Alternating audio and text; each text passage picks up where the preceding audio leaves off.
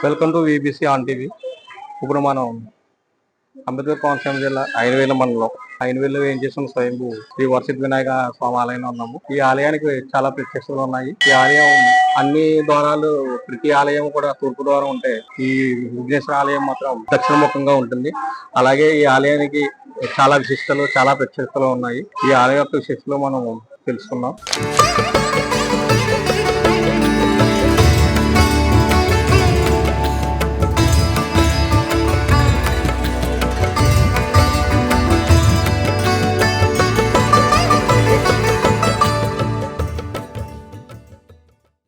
అంబేద్కర్ కోనసీమ జిల్లా ఐనవిల్లి మండలంలో కోరిన కోరికలు తీర్చి సకల విఘ్నాలు తొలగించే స్వయంభూ వినాయకుడు శ్రీ సిద్ధి వినాయకుడిగా భక్తుల పూజలు అందుకుంటున్నాడు. జై విఘ్నేశ్వర.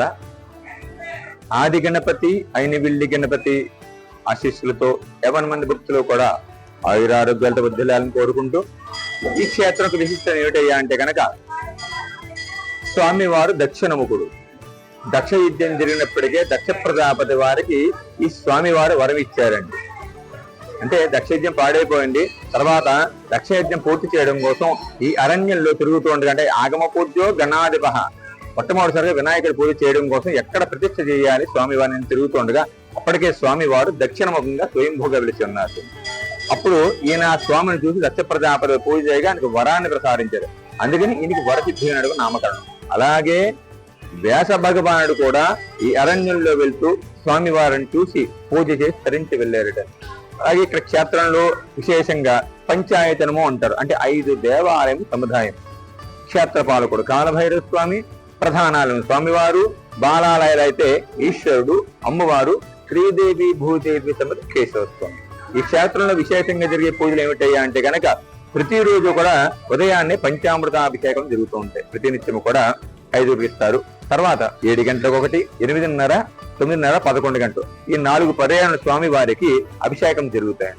పురాణాల ప్రకారం కృతయుగంలో దక్ష ప్రజాపతి యజ్ఞం నిర్వహించే ముందుగా ఐనవిల్లి గణపతినే కొలిచారని భక్తుల విశ్వాసం. స్వయంభువుగా వెలిసిన ఈ వినాయకుడు దక్షిణముఖంగా కొలువుదీరడం ఈ ఆలయానికి ప్రత్యేకత.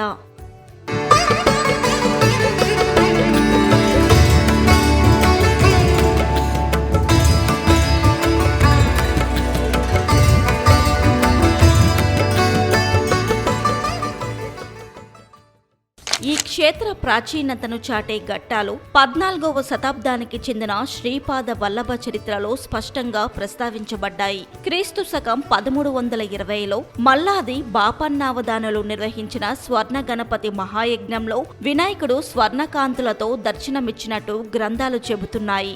అదే సందర్భంలో భాద్రపద శుద్ధ చవితి నాడు దత్తావతారుడిగా శ్రీపాద వల్లభుడిగా అవతరిస్తానని వినాయకుడు వరమిచ్చినట్టు భక్తుల విశ్వాసం. నమస్తే అండి. ఐనవెల్లి గణపతి ఆది గణపతి అయినటువంటి లక్ష్మీ గణపతి చాలా ప్రసిద్ధమైన క్షేత్రం. ఇది ఐనవెల్లికి బాగా ప్రసిద్ధి చెందింది. ఈ అమలాపురం గ్రామం నుంచి వచ్చాం. గత 15 ఏళ్లుగా మేము వస్తూ ఉంటున్నాం. మా కోరికలన్నీ నెరవేరుతున్నాయి.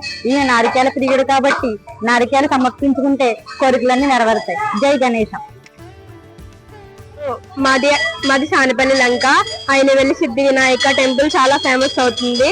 ఎందుకంటే ఇక్కడ పెన్నులు పూజ చేస్తారు కాబట్టి ఆ పెన్ తీసుకుని ఎగ్జామ్స్ రాస్తే చాలా మంచిగా ఉంటుంది విద్యార్థులకి. Okay, thank you. ఇక గణపతిని అవహేళన చేసిన 3 నాస్తికుల కథ ఏంటంటే కాణిపాక వినాయకుడి ఆవిర్భావానికి కారణమైందన్న విశ్వాసం కూడా ఉంది. దీన్ని బట్టి కాణిపాక వినాయకుడి కంటే ఐనవిల్లి వినాయకుడే ప్రాచీనుడని భావిస్తారు. నారికేల ప్రియుడుగా ప్రసిద్ధి చెందిన ఐనవిల్లి గణేశుడు భక్తుల కోరికలు నెరవేరగానే కొబ్బరికాయతో మొక్కు తీర్చుకునే సాంప్రదాయం ఇక్కడ విశేషం. ఏటా దాదాపు 30 లక్షల కొబ్బరికాయలు మొక్కులుగా సమర్పిస్తారు.